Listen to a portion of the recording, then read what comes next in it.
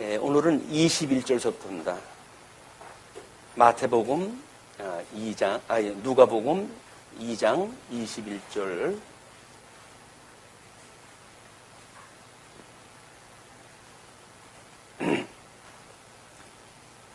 할례할 8일이 되매 그 이름을 예수라 하니 곧 잉태하기 전에 천사가 일컬은 바로라. 지금 우리 예수 출생을 찬양하는 천사들이라고 하는 제목으로 확인을 해가고 있는데, 지난 시간에 20절까지 목자들의 경배사항을 확인했다 해봤습니다. 우리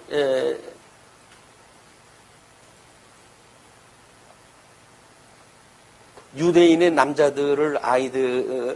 남자아이들에 대한 율례가 지금 태어난 후 8일째가 되면 할례를 받도록 되어져 있어요. 그래서 이 할례가 이스라엘 백성들한테는 매우 중요한 겁니다. 왜냐하면 아브라함의 자손이라고 하는 것에 대한 확증이기 때문에 그래요. 그리고 이제 모세로 인해 가지고 출애굽이 될 때 그들이 유월절을 지키게 되어지는데, 그 유월절 또한 이제 하나님 나라 백성으로 살아가는데 매우 중요한 거예요. 그래서 유월절 이후에 최초의 유월절이 가나안 땅을 건너가자마자 길갈에 진을 치고 거기서 할례를 받게 되어집니다. 그 이야기는 하나님 나라 백성으로서 이제 기억을 하는 일이에요. 애굽에서 출애굽되어졌던 그걸 기억을 하고, 우리가 아브라함의 언약 자손이지만 이제 종되었던 데에서 구출이 되어져 가지고 하나님의 백성이 되었다고 하는 걸 확인하는 작업. 이것이 가나안 땅 들어가고도 이제 지키게끔 되어지거든요. 그래서 우리 신약교회에 오게 되면 마찬가지로 우리가 교회의 신앙 고백을 하게 되면 세례를 베풀게 돼요. 그 세례는 예수님과 함께 죽고 예수님과 함께 살게 되어진 성도입니다 라고 하는 걸로 해서 이제 교회에 우리가 공포가 되어지고, 그때서부터 이 교인으로 우리가 활동을 하게 되어지는 거거든요. 자, 그렇게 되어지는데 사람들이 고민이 있어요. 내가 예수님으로 인해 가지고 구원받았습니다 라고 하는 생각을 갖게 되어지게 되면 그 이후에 이 성화라는 과정, 성도들이 어떻게 예수님의 형상을 닮아가는가에 대한 이런 그 관심이 쉽지 않습니다. 뭐 많은 사람들이 이제 우리가 그걸 뭐 기독론적인 구원이라고 그렇게 이야기를 하고, 때는 구원의 서정에서 협의적인 구원이라고 이야기를 하는데, 예수님으로 말미암아 의롭다고 칭함을 받았다. 그러면 그걸로 끝인 줄 알아요. 그런데 사실은 우리가 구원을 받았지만 여전히 죄된 이 몸에 우리가 그 영혼을 담고 있는 거 아닙니까? 그렇기 때문에 그런 가운데 우리 주님께서 우리를 어떻게 하나님의 자녀인 것을 인칭을 확인하는가 하면, 예수님의 형상을 닮아가는 우리의 삶을 보고 우리가 이제 그걸 기억해내는 일들이거든요. 그래서 예수님을 믿어라고 하는 우리의 죄와 이 사함에 대한 세례를 받았을 때에는 그런 우리 성화라든지 성도들의 삶의 어떤 그런 상태를 가지고는 별로 그렇게 중요하지는 않았어요. 그러나 예수님의 자녀로 주님의 몸된 교회 생활을 할 때에는 우리 삶의 변화를 본인도 깨닫게 되어지고 다른 분들도 그걸 이제 보게 돼요. 그것이 성화 과정에 이르기 위한 건데, 그 방법을 예수님께서는 우리한테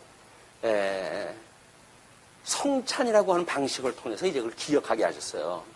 떡을 떼고 잔을 나눌 때마다 예수님이 이것은 나의 피고 이것은 나의 살이야 라고 했던 걸 기억을 해가지고, 맞아, 내가 죄에서 구원받고 하나님의 아들이 된 것은 우리 예수님이 나를 위해서 십자가에 돌아가셨다고 하는 사실을 믿음으로 내가 그렇게 된 거지 라고 하는 걸 끊임없이 기억하는 일이에요. 그것이 성찬이기 때문에 성찬이 자주 있어도 괜찮으련만 교회가 워낙 사람들이 많아지고 그래서 그런지 성찬을 이제 보통 우리 개혁교회에서는 1년에 그저 한 뭐 2차례 정도 해요.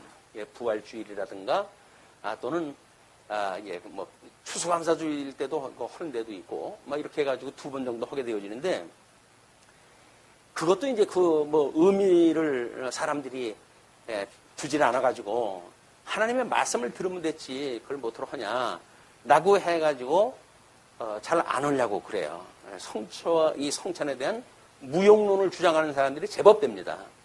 근데, 우리는 통전적으로 창세기로부터 요한계시록을 공부해 가면서 끊임없이 예수 그리스도의 구속에 대한 걸 이야기를 하는데도 불구하고 우리가 이 구속에 대한 은혜를 기억하는 일이 쉽지 않은데 이렇게 성경 몇 구절을 읽고 삶에 대한 이렇게 살아야 됩니다. 저렇게 살아야 됩니다. 라는 걸 우리가 듣다가 과연 예수님의 구속의 은혜를 기억할까라고 하는 데는 매우 회의적이에요.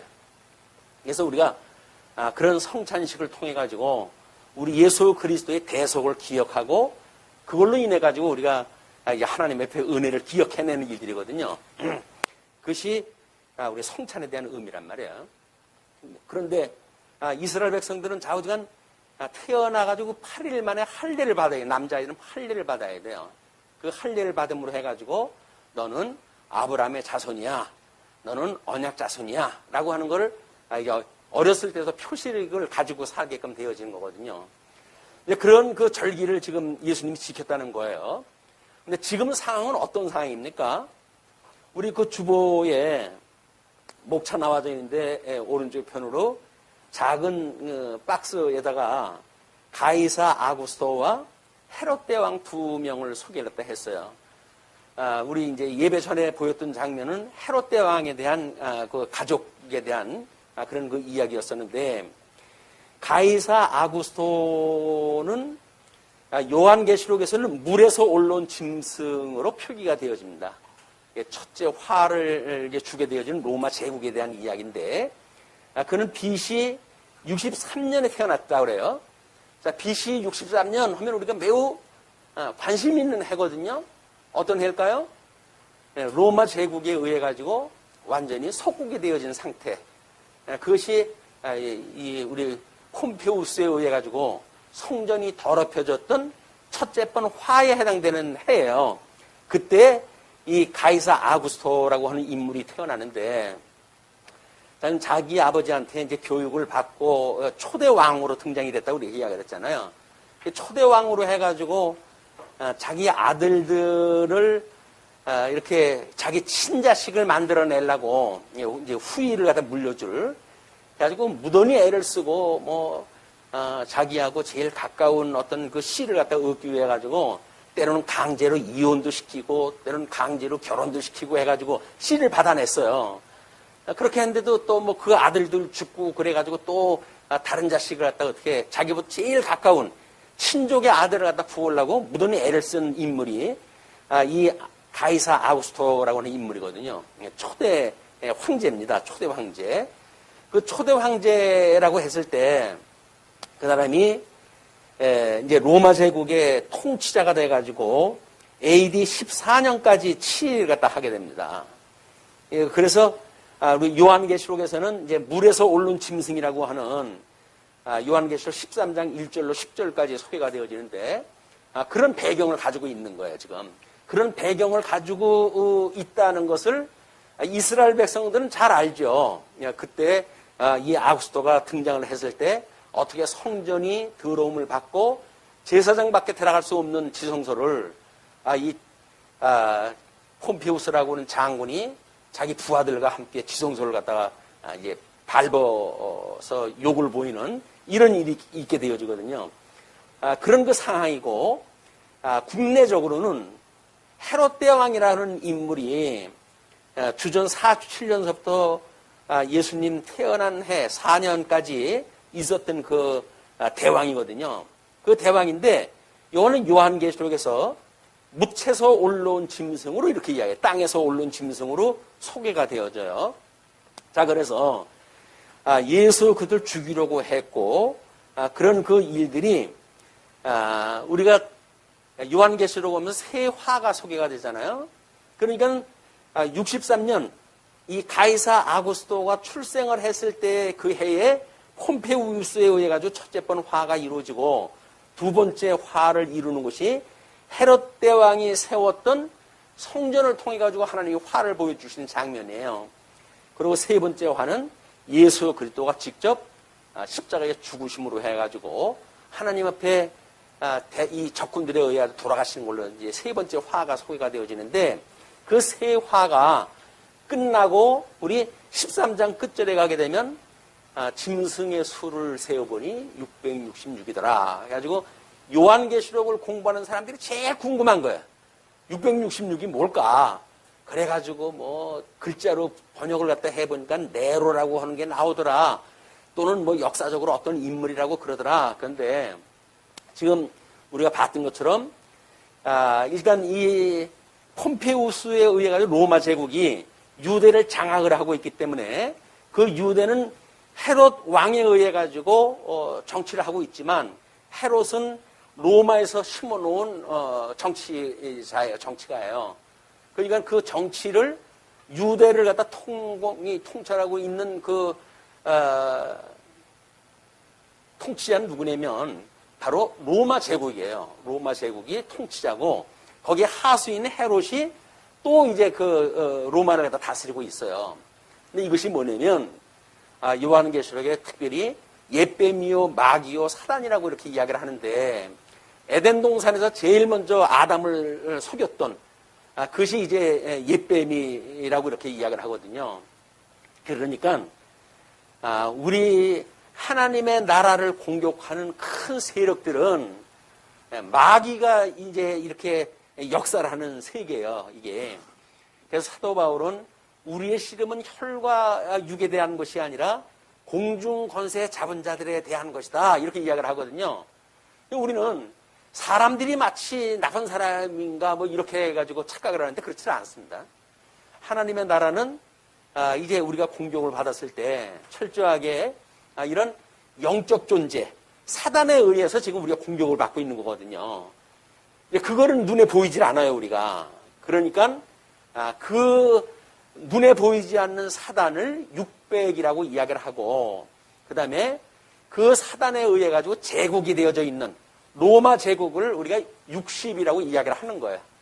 그리고 그에 의해서 하수인 노릇을 갖다 하는 헤롯이라고 하는 땅에서 올라온 짐승을 6이라고 그러는 거예요. 그래서 666이라고 한다면 모든 사단의 권세들을 총칭하는 이야기거든요. 그거를 뭐 개인의 이름을 대가지고 이렇게 하는 이런 거는 하나님의 그 섭리 역사를 잘 몰라서 그래요.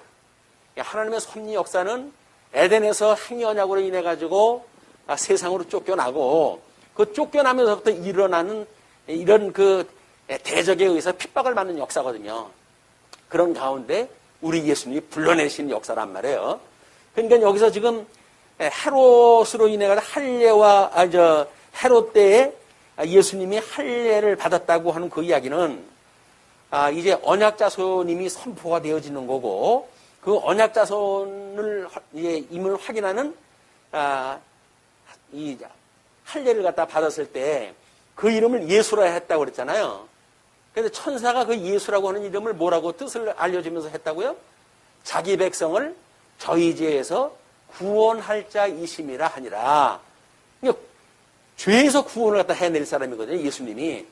그렇기 때문에 그 이름을 예수라고 이야기를 갖다 했고, 천사가 일컬어준 바다 라고 해서 그걸 상기시키는 거예요. 그래야 예수님이 섭리 사역이 아담의 불순종으로 인해 가지고 모든 사람들이 죄 가운데 종로로서 살고 있을 때에 이제 예수님이 이 땅에 오셔가지고 우리들의 모든 죄를 대속을 하시고 구원을 갖다 해내신다고 하는 사실을 지금 보여주는 큰 그림이 지금 시작되어지는 거예요. 우리 칼빈의 5대 교리를 갖다 했을 때 행위 언약으로 인해서 전적 타락이 되어지고, 그 다음에 은혜 언약으로 인해 가지고 무조건 선택을 받은 자들을 조건적인 제한적 속죄를 통해 가지고, 그리고 우리를 이제 하나님의 능력으로 가지고 우리를 불러내신다라고 하는 것이 칼빈의 5대 교리라고 공부를 했다 했어요. 그것처럼 우리가 이 죄에서 구원을 받는 역사를 지금 설명을 해드라는 거예요, 이게. 그냥 이스라엘 역사 이야기가 아니라 이스라엘 역사를 통해서 하나님이 어떻게 택한 백성들을 이 사망의 권세로부터 구원을 해내시는 걸 보여주는 그림이란 말이에요. 그것이 지금 할 8일이 되매 라고 하는 그런 그 이야기와 그 이름을 예수라 하니 라고 하는 두 가지 문장이 아담서부터 저 창세기로부터 시작되어졌던 모든 전제를 지금 설명하는 방식이에요. 그런데 그런 성경 전체의 우리의 뜻을 모르게 되면 그냥 뭐 8일 만에 받는 거니까 통상적으로 받는 거니까 그냥 받는 거려니 이렇게 이야기를 할 수가 있는데 그렇지가 않다. 또 그 이름을 예수라고 하는데 그 예수 이름도 아주 흔한 이름이에요. 유대인들한테 흔한 이름이에요. 그런데 표적적으로 이제 그 마리아에게 이름을 예수라고 하라고 가르쳐 줬던 그 약속에 따라 가지고 이름을 지었다는 것이 천사가 알려준 이름을 지금 지었다. 그 이야기는 하나님이 그를 모든 민족의 구원자로 지금 섭리하다 해가시는 걸 설명하다 하는 거란 말이에요. 그런 뒤에 22절에 이제 모세의 법대로 정절 예식의 날이 참에 아기를 데리고 예루살렘에 올라가니 할례 받는 날이에요. 그게 이제 그래서 정절 예식이 있는 날에 그들이 아기를 데리고 예루살렘에 올라간 겁니다.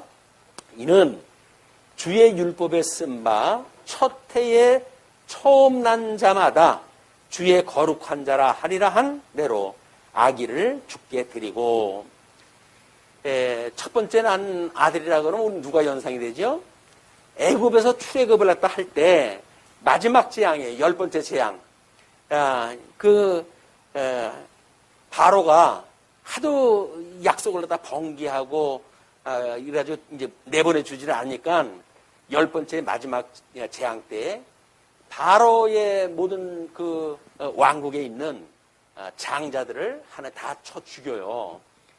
장자를 쳐 죽인다는 이야기는 대를 잇는 어떤 생명의 세계를 끊어낸다는 이야기거든요. 그게 의미가. 그런데 이스라엘 백성들은 하나님께 유월절이라고 하는 걸 통해 가지고 그 죽음으로부터 이제 노임을 받게 되어진단 말이야. 바로의 자식들은 다 죽는데 우리 모세가 인도하고 있는 이스라엘 백성들은 유월절 잔치를 통해 가지고 그 화를 면하게 되어지는 거예요. 그래가지고 이제 그거를 민족적으로 계속 기념을 갖다 해가는 일이에요. 그것이 모세의 법대로 정절 예식의 날이 참에 아기를 데리고 예루살렘에 올라간다고 하는 설명으로 해가지고 설명이 되어졌고 그 까닭을 이는 주의 율법에 쓴 바 첫 해에 처음 난 자마다 주의 거룩한 자라 하리라 한 대로 아기를 죽게 드리고 죽게 드린다는 이야기는 이거는 이제 내 자식이 아니라 하나님의 아들입니다 라고 바치는 거예요. 왜? 장자 대신에 살려줬으니까 살려줬지만은 이 장자는 하나님께 죽일 거를 살려주신 거니까 주님의 아들입니다. 이렇게 소개가 되어지는 거죠.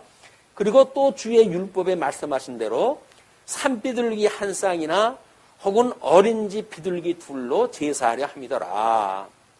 예, 이제 그 5대 제사 제도가 소개가 되어지고 그러는데 거기서 돈이 있으면 어린 양을 잡아가지고 제물로 바칠 수가 있고 그런데 돈이 없고 가난한 사람들은 이렇게 산비둘기나 어린 집비둘기 둘로 해가지고 제사를 드리도록 하나님께서 경제 어떤 기준에 맞춰가지고 제사를 드리도록 하게 하셨거든요. 그래서 지금 예수님은 가난한 집에 태어났기 때문에 그렇게 비둘기로 대신 제사를 드리러 이제 가게 되어진 겁니다. 그때예요. 그때 이제 우리 25절서부터 35절까지 시므온의 찬송과 축복이 소개가 되어지는데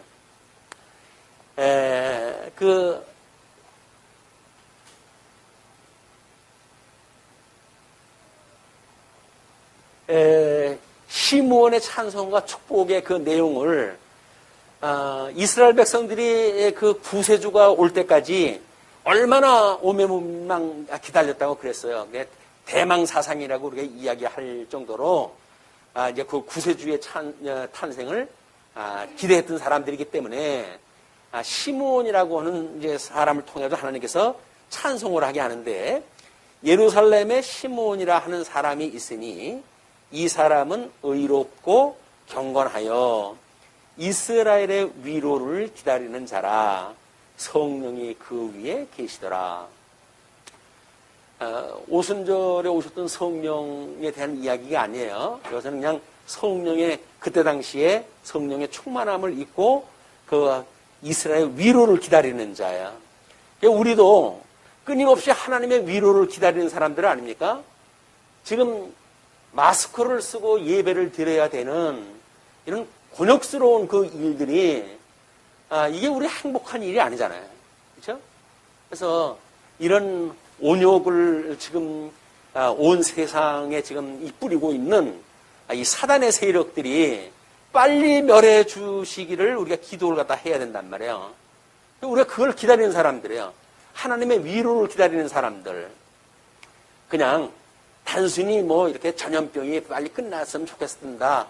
코로나19가 빨리 종식이 됐으면 좋겠습니다. 이런 개념이 아니라 이 저주받은 세상으로부터 우리 하나님께서 지금 세화가 끝이 나면 이제 바벨론이라고 하는 하나님 우리를 교회를 핍박했던 모든 세력들을 심판하시는 역사가 요한계시록은 소개가 되어지거든요. 그렇다고 한다면 이제 우리는 교회의 모든 이 환난을 당하고 있는데 이 교회에 어려움을 주고 있는 마귀 권세, 저 용의 권세로부터 해가지고 모든 짐승 권세와 이런 음료 권세를 하나님께서 철장 권세로 해가지고 싸그리 한번 정리 갖다 해주시기를 우리가 늘 구하는 거예요. 물론 예수님이 우리를 계속하실 때에도 음부의 권세에 그 배의 머리를 철장 권세라서 이기신 분이거든요. 그렇기 때문에 이제 우리가 장차 하나님 나라 갈 때에는 그 권세를 다 멸하고 이제 우리를 하나님 나라를 이제 데려가실 거예요. 우리는 그때를 늘 사모하는 사람들이에요. 그래서 주 예수여 어서 오시옵소서라고 하는 걸 사모하는 사람들이다. 여기에 지금 시므온과 같은 우리들은 위로를 사모하는 사람들이에요. 근데 예루살렘의 그 사람도 마찬가지로 의롭고 경건하여 이스라엘의 위로를 기다리는 자라. 성령이 그 위에 계시더라. 그러면서 그가 주의 그리스도를 보기 전에는 죽지 아니하리라 하는 성령의 지시를 받았더니 어느 날 성령께서 감동을 주어가지고 나이가 많으니까 하나님 저 빨리 좀 데리고 가세요. 뭐 이런 기도를 갖다 했을 거예요. 그럴 때 감동을 주시기를 주의 그리스도가 이제 곧 온다. 그러니까 그때까지 너는 죽지 않을 거야. 라고 천사가 알려준 거예요. 그래서 그리스도를 보기 전에는 죽지 아니라 하는 성령의 지시를 받았기 때문에 성령의 감동으로 성전에 들어가매 마침 부모가 율법의 관례대로 행하고자 하여 그 아기 예수를 데리고 오는지라. 조우가 됐어요. 그 예수님하고. 그런데 시몬이 아기를 안고 하나님 앞에 찬송을 합니다. 그 부모한테 양해 구했을 거 아니겠어요? 내가 이렇게 주님한테 이제 주님께서 오시기 전까지는 내가 죽지 않는다고 우리 하나님께 약속을 했다 했는데 내가 이제 오늘 그 주님을 내가 이제 보게 되는 겁니다.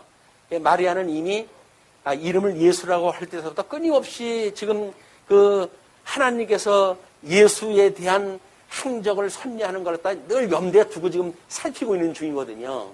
그런데 시몬이라고 하는 사람이 그 아기를 이제 달라고 안고는 하나님을 찬송했는데 지금 소개되는 게 찬송의 내용, 찬송의 내용.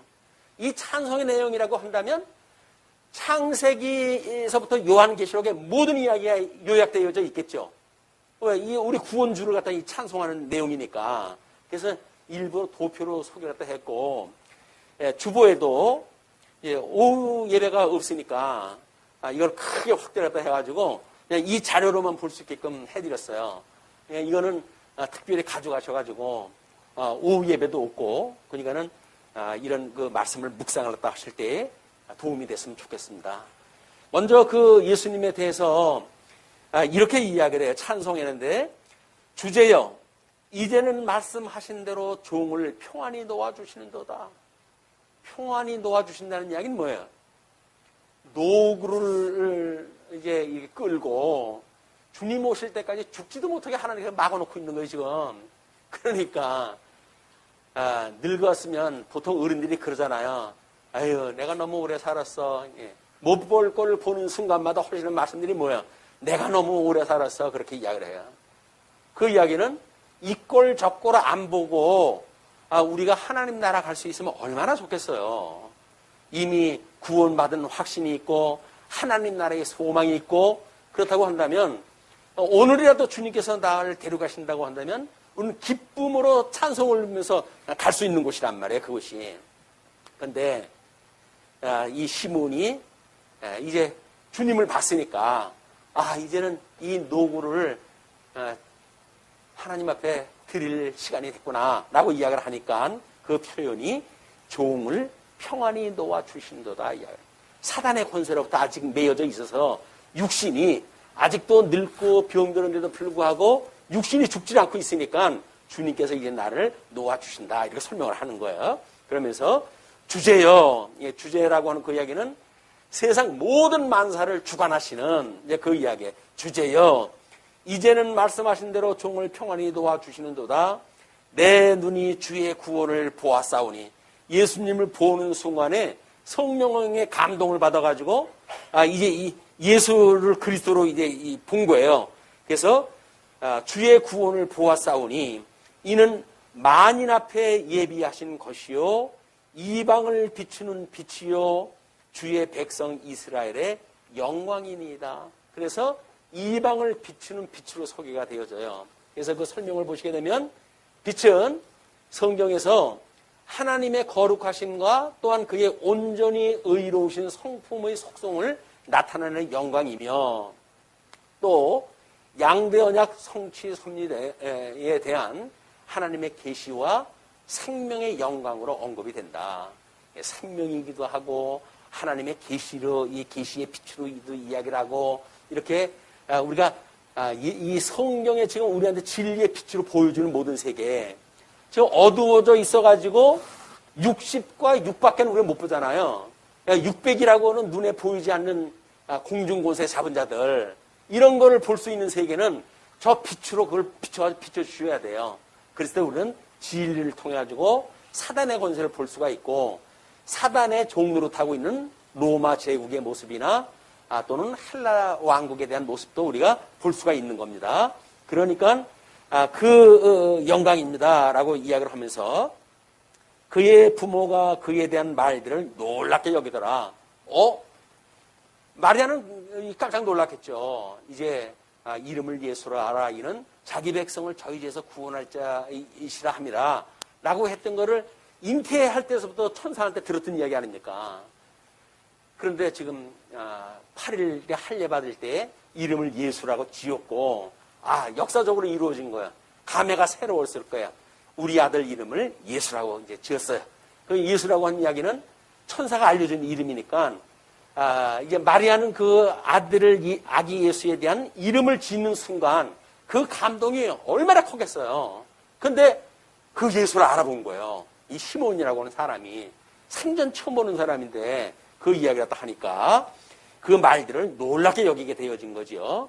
그래서 시몬이 그들에게 축복하고 그의 어머니 마리아에게 말하여 이르되 보라 이는 이스라엘 중 많은 사람을 패하거나 또는 흥하게 하며 비방을 받는 표적이 되기 위하여 세움을 받았고 그렇게 이제 설명이 되어져요.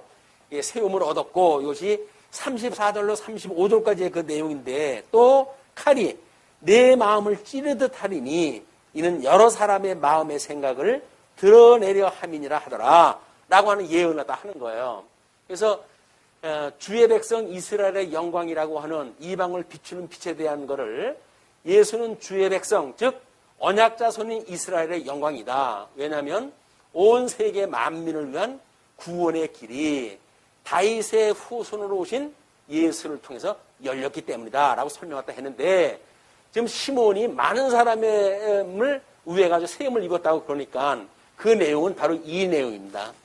사람들을 걸려 넘어지게도 하는 반면 하나님의 집을 세우는데 기초석이 되기도 하는 돌에 관한 사상을 반영한다.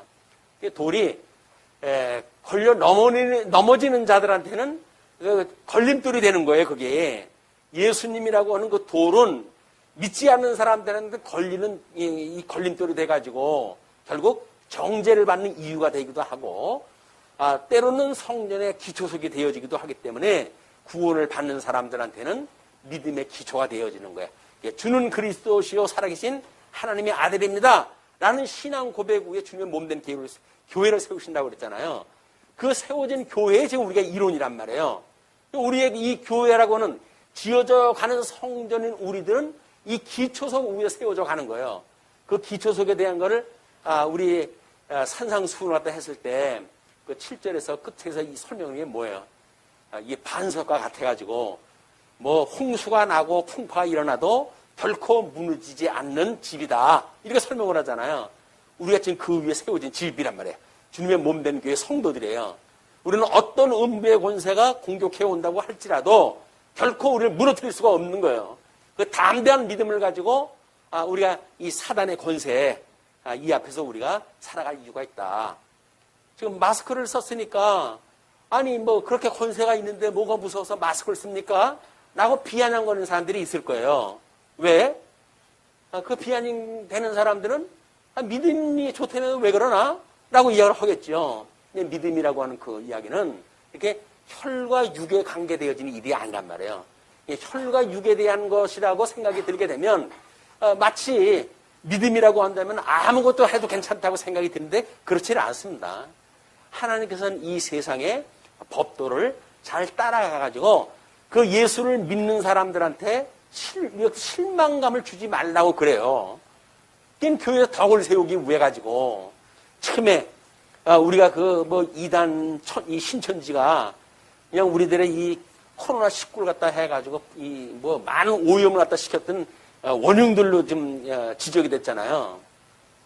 근데 그 이후에 교회에서 그런 일들이 만들어지니까 세상 사람들은 신천지나 저 사람들이나 똑같은 애라고 이야기를 하는 거예요.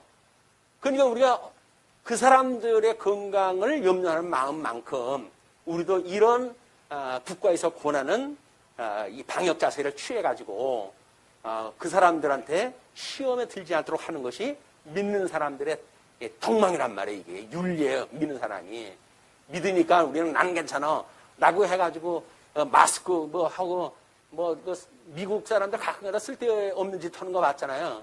마스크 안 쓰고 뭐 딴짓하고 뭐 어디 뭐 다른 거에다 입으로 갖다 뭐 일부러 막 해가지고 대고 바로 전염병 걸렸어요. 그런 사람들. 그것이 믿음이나 용기라고 그러는데 그렇지가 않다. 세균이라고 하는 그 이야기는 어쩔 수 없이 우리 뭐 이렇게 기말이라든지 이런 걸 통해 가지고 지금 전염이 되는 거 아니겠어요. 또 하나님께서 다 주시는 은사를 받은 사람들에 의해서 우리가 발견되어진 건데 그걸 막아가지고 이런 마스크를 착용한다든지 해서 믿지 않는 사람들에게 어떤 위화감을 조성하는 일들을 스스로 경계하는 것은 우리를 위한 것도 있지만 믿지 않는 사람들을 위한 그런 그 배려로부터 우리가 이런 일이 나올 수가 있는 겁니다. 그러니까 그렇게 이야기를 하는 거예요. 그러면서 이게 그 사람들을 걸려 넘어지게도 한 반면 하나님의 집을 세우는데 기초석이 되게 하는 돌이다. 이런 사상을 지금 반영을 하다 하는데 또한 예수는 백성의 구원자로 오셨음에도 불구하고 많은 박해와 곤욕을 치러야만 될 것으로 예언되었다.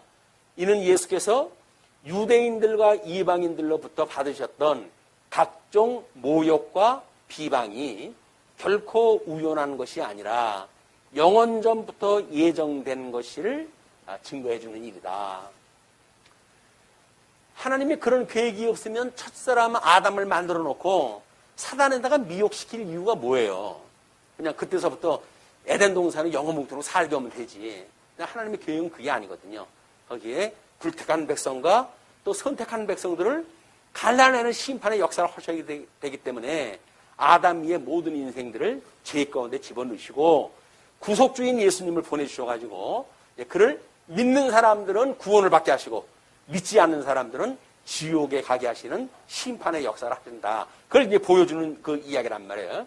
많은 사람을 위해 가지고 세움을 입었다. 특별히 우리를 위해 가지고는 의로우셔가지고 이제 이걸 이루셨고 또는 다른 사람들 나무 아래에 있는 자마다 저주 아래에 있다고 이야기를 했거든요. 율법의 저주 아래에 오셨던 예수님이 믿지 않는 사람들은 그 율법의 정죄로부터 다 멸망을 당하게끔 하시는 역사가 있는 겁니다. 자, 그리고 이제 그의 그 부모가 그에 대한 말들을 놀랍게 여기면서 그렇게 이야기했을 때 표적이 되어 세움을 받았고, 또 칼이 내 마음을 찌르듯 하리니 이는 여러 사람의 마음의 생각을 드러내려 함이라, 이렇게 이야기가 됐잖아요. 그 이야기가 마리아는 여인 중에 가장 복이 있는 자였어요. 그렇죠? 여자는 지금 그 마리아라고 하는 그 여인은 가장 복 있는 자로서 메시아의 어머니라는 영광을 갖게 되어진 사람인데, 또 달리 슬픔의 어머니로 묘사되기도 해요. 그래서 예수님이 십자가에 못 박혀 돌아가실 때 몇 명의 마리아가 그 주변에서 그걸 보잖아요. 자기 아들이 죽는 모습을 보는 그 심정이 오죽했겠어요. 가슴에 정말 저리도록 그 아픔을, 고통을 자기 아들이 십자가에 못 박아 죽이는 그 모습을 보고 못 치는 그런 그 심정이었을 겁니다. 이제 그런 걸 우리가 잘 깨달아 보는 일들이 세상의 뭐 죽음에 대한 그런 걸 어떻게 해석을 해야 되는가, 이런 문제이기도 해요.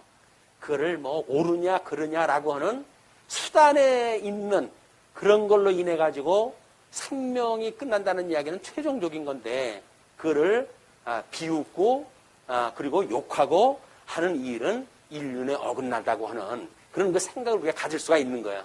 특히 자녀를 먼저 보내는 그 부모님의 심정들은 가슴에 묻는다 그러잖아요. 그 자식을 이 가슴에 묻는다. 그만큼 아픈 겁니다. 그 아픔을 우리가 같이 공감하는 것, 이것이 같은 사랑을 받은 사람들이 갖게 되어지는 공감 능력이에요. 우리가 사랑을 깨달았기 때문에 사랑을 깨달은 사람들이 다른 사람들의 지옥 가는 걸 갖다가 잘 됐다는 지옥 가라, 이렇게 하는 것이 아니란 말이에요. 그 사람의 불쌍히 여겨지고 하나님 앞에 그의 구원을 위해 가지고 우리가 기도도 하고 하는 것이 택한 백성들이 하는 일이에요. 그러니까 우리가 전도를 하고 그러는 겁니다. 그 사람들 왜 전도를 갖다 해요? 아니 뭐 자기만 구원받으면 됐지 다른 사람은 왜 신경 쓰나? 이렇게 시건소리 하는 사람들이 있을 거예요. 근데 지옥 가는 걸 내버려두고 잘 됐다는 지옥 가라, 이렇게 하는 사람들은 좀 의심을 갖다 해봐야 돼. 구원의 감격이 있는 사람인지, 구원받았던 은혜의 감격이 없다고 한다면 기계적으로 설명하겠죠. 택한 백성은 뭐 선택받고 한 사람들은 구원받을 거고, 불택한 백성은 지옥 가는 거지 뭐, 라고 가볍게 논할 수가 있을 거예요. 그러나 정말 죽음에서 살아났던, 생명의 구원을 받았다고 하는 감격이 있는 사람들은 결코 다른 사람들의 불신에 대해서 그렇게 나쁜 마음을 먹을 수가 없는 거예요. 할 수만 있으면 예수님 믿으세요. 예수님 믿고 구원받으세요. 저희 교회 비록 적지만 저희 교회에 오셔가지고 말씀을 듣다 보게 되면 은혜를 깨닫게 되어지고 하나님의 그 은혜로 인해서 세상에 우리가 기쁨과 소망을 가지고 살아갈 수가 있습니다, 라고 전도를 다 하는 거란 말이에요. 그런 게 아니면 그러거나 말거나 그러거나 말거나 나하고 뭔 상관이 있어, 그렇게 이야기를 합니다. 이기적인 사람들은. 근데 그렇지가 않아요. 이기적으로 끝나는 게 아니에요. 사랑은 자기의 유익을 구하는 게 아니라 그러잖아요. 결국 다른 사람의 구원을 위해 가지고 우리가 진리를 전승하고 보수하는 이 교회의 사명을 감당하고 있는 거예요. 우리가 공부하는 것뿐만 아니라 그걸로 예수님으로 인해 가지고 구원받았다고 하는 감격과 은혜를 깨달았다고 한다면 그걸 나눠주기 위해 가지고 전도도 하는 것, 그것이 진리의 전승에 대한 이야기입니다. 그런 거 의미를 모르게 되면 맨날 왜 나보고만 전도하라고 그래, 이렇게 가지고 짜증을 부리고 그러는데 그게 얼마나 좋은 일인지를 몰라서 그래요. 아니 세상에 많은 그 기업가들이 돈을 갖다 시사하고 해가지고 하는 일들이 다 뭐예요? 사회활동들을 하고 그러는 것이 하나님께서 주셨다고 믿어지기 때문에 그걸 나누고자 하는 나눔의 일이거든요. 나눔의 일. 그 일이 권세를 가진 사람은 권세를 가지고 다른 사람들 도와주는 일로, 또는 재능을 가진 사람은 재능, 기부를 통해 가지고 함께 나누는 일들이거든요. 믿지 않는 사람은 나눔의 일을 갖다 하는데 이 복음을 가지고 있는 우리로서는 많은 걸 생각할 이유가 있다고 보여집니다. 자, 그러면서 이제 36절에요. 그 35절에 마음의 생각을 드러내려 함이니라 라고 했던 그 이야기가 맨 아랫부분이 지금 소개가 되어지고 있는데, 지금까지 하나님을 믿고 그의 뜻을 행한다고 하는 자들의 위선과 허위가 드러나지 않은 채 그대로 숨겨 있었지만, 이제는 예수를 통해 사실 그대로 드러날 것을 의미한다. 예수님이 오시기 전까지는 바리새인들의 그 위선, 얼마나 하나님을 섬기는 것처럼 보였어요. 그러나 예수님이 오셔가지고 다 율법, 바른 율법을 선언을 갖다 하시면서 그들을 정죄하실 거예요. 가증된 자들, 이 거짓말쟁이들, 위선자들 해가지고 비진리를 가지고 이스라엘 백성들을 군림하던 사람들을 예수님께서 정죄를 다 하실 거거든요. 이제 그런 것을 의미한다.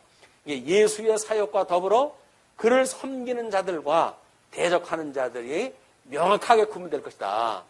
믿는 사람과 믿지 않는 사람들은 마지막 날 한편의 오른편의 양과 왼편의 염소처럼 구분이 되어지는 거예요. 구분될 수밖에 없어요. 양과 염소는 뭐 같이 목자에 의해 가지고 지금 이렇게 방목되어지기도 하고 뭐 이렇게 되잖아요. 근데 그 목축이 같은 목자에 의해 된다고 할지라도 목자는 양의 이름까지 아는 사람이에요. 염소와 양을 구분할 줄 알아요. 근데 목자가 아닌 사람들은 양도 뭐 염소도 별로 신경 안 쓰는 거예요. 다 그냥 절이나 짜가지고 자기 수입에 이익이 되면 되니까. 이런 사람들이 양과 염소를 구분할 줄 모르는데, 하나님의 사람들은 양과 염소를 구분해서 끊임없이 양의 자리에 있기를 원하고, 또 내가 사랑하는 사람들도 그 자리에 있기를 원해가지고 우리가 기도하고 그렇게 대신 그를 위한 기도도 하는 게 되어지는 겁니다. 자, 이렇게 했는데 36절부터 또 장면이 바뀝니다. 아셀 지파 이 바누엘의 딸 안나라 하는 선지자가 있어 나이가 매우 많았더라. 그가 결혼한 후에 7해 동안 남편과 함께 살다가 이게 지금 현재 나이가 많으신 분인데 결혼한 지 7년 만에 이제 남편을 잃었어요. 그렇게 돼가지고 과부가 되고 84세가 되었더라. 지금 84세가 되어진 거예요. 그러니까 엄청나게 긴 시간 동안 이제 혼자 사셨던 거 아니겠어요? 거기 설명을 이렇게 했어요. 두 번째 칸에 보시게 되면 과부된 지 84년이라고 이렇게 이야기를 했고, 그동안에 기도함으로 섬겼다 이렇게 되어져 있었는데, 그것이 당시 유대 사회의 좋은 풍습에 비추어 볼 때 그때는 14세 정도 되면 결혼을 갖다 하고 그랬어요. 우리도 뭐 옛날에는 그런 그 결혼 문화가 있었지만은, 그래서 안나는 14세를 전후하여 결혼했을 것이다. 그렇다면 이때 안나의 나이는 우리 84살이니까 84년이 됐다고 그랬으니까, 과부가 된 지 84년이 됐다고 그랬으니까 그것이 현재 105세 정도 되어진 나이예요. 105세. 그때나 이때나 100세가 넘어가면 상당히 고령인데 105세 정도 되었을 셈이다. 이처럼 많은 나이에도 불구하고 안나는 주야에 금식하며 기도함으로 섬긴 여인이었다. 하나님의 그 대망 사상을 가지고 성전에서 뭐 혼자 연세도 많고, 그리고 뭐 경제 활동을 할 수 없는 분 아니에요. 그러니까는 할 일이 없어요. 성전에서 매일 금식하고 기도하고 그런 그 일이에요. 우리 주님의 몸된 교회에 지금 이제 고령화 시대인데, 고령화 시대에 주님의 몸된 교회를 위해 가지고 기도하는 분들이 많거나 이렇다고 한다면 얼마나 아름다운 교회가 될까. 그런 믿음의 선배들을 보고 성장하는 우리 청소년들은 얼마나 그런 그 믿음의 귀감을 우리가 얻게 되어지고 우리가 옷깃을 여기면서 신앙생활을 하려고 하는 자세가 있을 수 있을까라는 생각을 갖게 되어집니다. 그래서 이제 그렇게 그 아셀 지파 바누엘의 딸 안나라고 하는 선지자가 있어가지고 매우 나이가 많았다라고 하는 소개가 되어지고 가부가 되고 84세가 되었더라. 이 사람이 성전을 떠나지 아니하고 주야로 금식하며 기도함으로 섬기더니. 자, 우리는 아까 성전의 변화를 통해 가지고 첫째 화, 둘째 화, 셋째 화에 대한 의미를 생각을 했어요. 근데 택한 백성들은 끊임없이 그 마음을 성전에 두고요. 성전에. 그 성전은 누구를 예표하는 거예요? 바로 예수 그리스도의 대속.